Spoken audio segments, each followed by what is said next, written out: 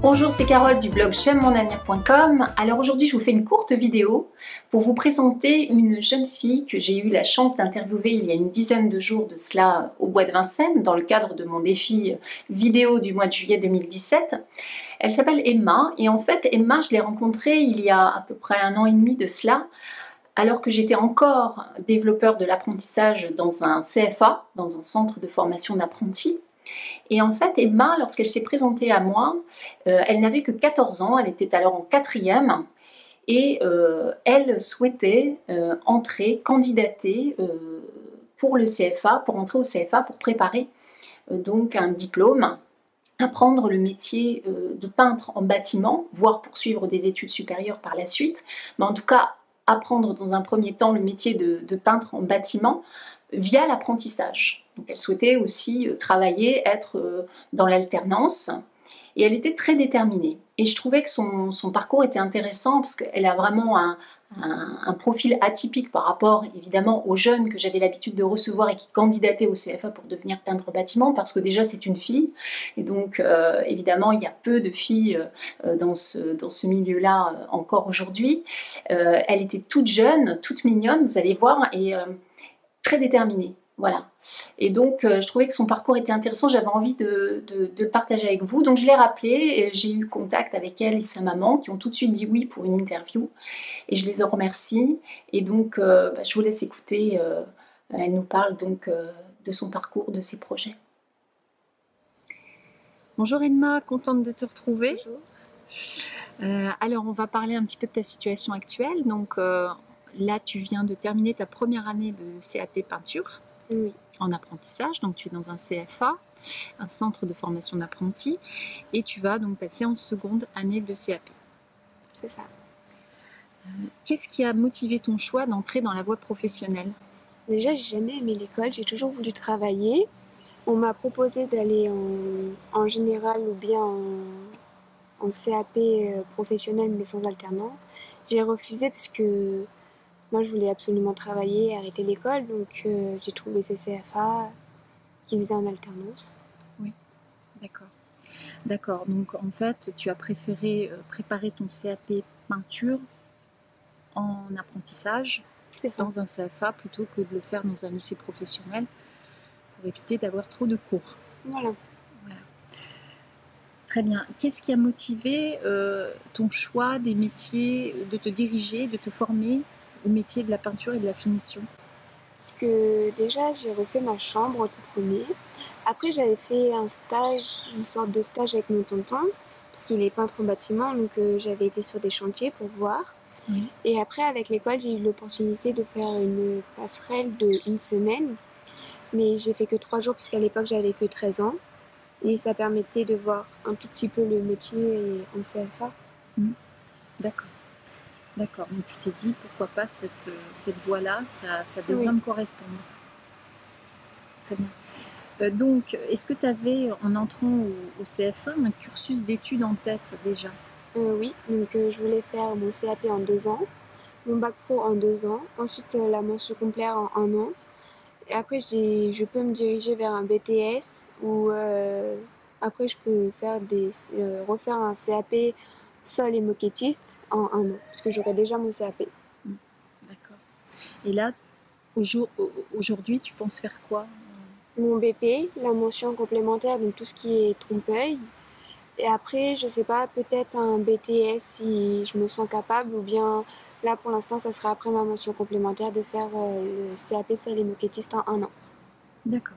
Donc, je résume, un CAP, donc terminer ton CAP, ensuite faire un BP peinture finition, donc c'est un brevet professionnel peinture finition en 2 ans.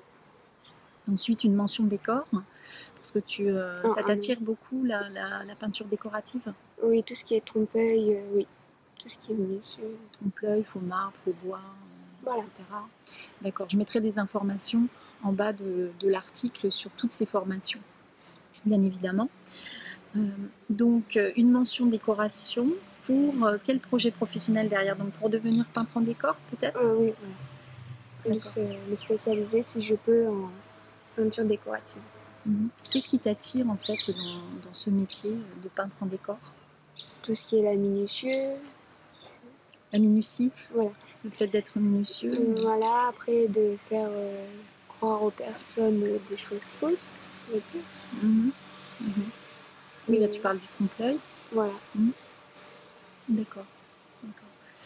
Quel élève tu étais en troisième? Un peu tête en l'air, j'écoutais pas beaucoup, je séchais les cours.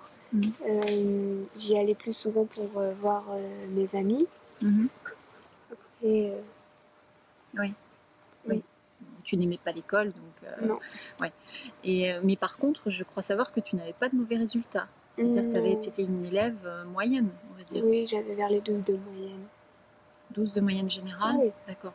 Donc tu ne t'es pas dirigée vers la voie professionnelle, tu n'as pas été orientée vers la voie professionnelle parce que tu as mis de mauvais résultats à l'école.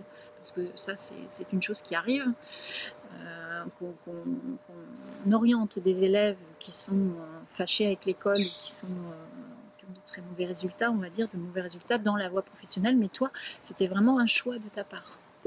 C'est important de le souligner. Le collège, il me l'avait même déconseillé d'aller en professionnel en alternance. Ah bon? Il ne voulait pas du tout que j'y aille, il voulait absolument que j'aille soit en général ou bien dans mon lycée de secteur avec le CAP mais pas en alternance. Oui. Ils n'ont pas suivi dans mes choix. D'accord. Quel rôle a eu ton entourage sur tes choix d'orientation jusqu'à présent? Donc quand je parle de ton entourage, ce sont tes parents évidemment en premier lieu, tes amis, les professeurs, etc. Mes parents ils m'ont toujours soutenue parce qu'ils savaient très bien que j'aimais pas l'école, donc pour eux si je pouvais faire un truc qui me plaisait justement c'était très bien. Mais j'ai eu certaines de mes amies qui sont pas du tout aptes à travailler, donc elles comprenaient pas trop ce choix. Elles voulaient surtout aller en général pour continuer les cours. Elles trouvaient ça étrange, enfin pas étrange, mais plus original, on va dire. Et les professeurs, il y en avait certains qui me soutenaient et d'autres qui disaient que j'allais pas y arriver, que ça servait à rien en gros. D'accord.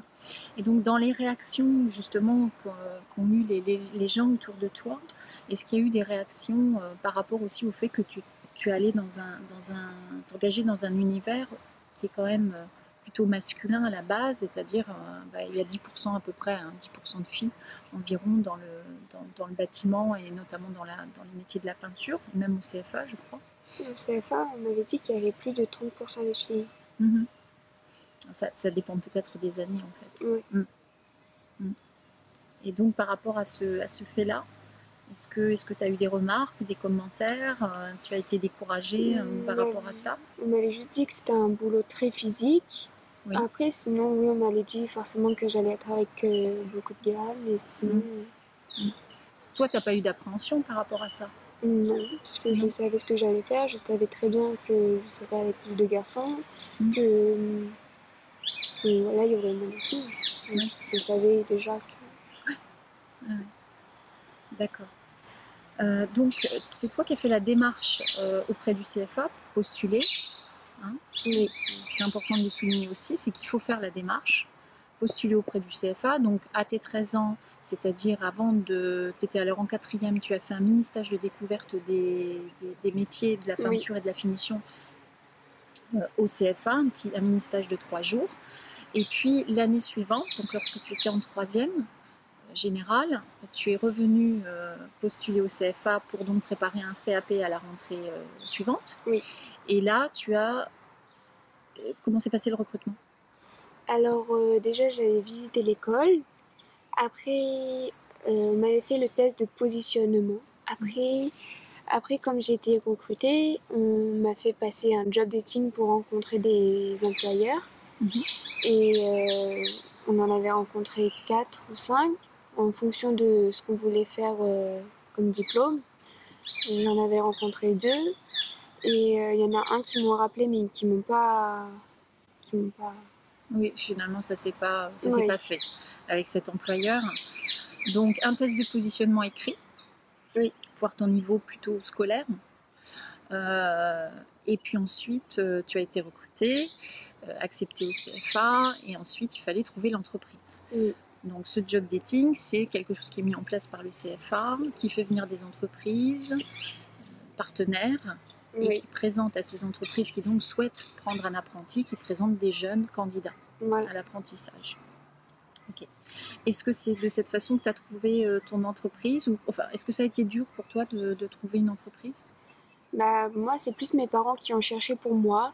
Donc, mon père, il m'a dit que beaucoup d'artisans peintres, ils voulaient pas de jeunes apprentis parce que c'était de la perte de temps et de perte d'argent, qu'ils n'avaient pas le temps.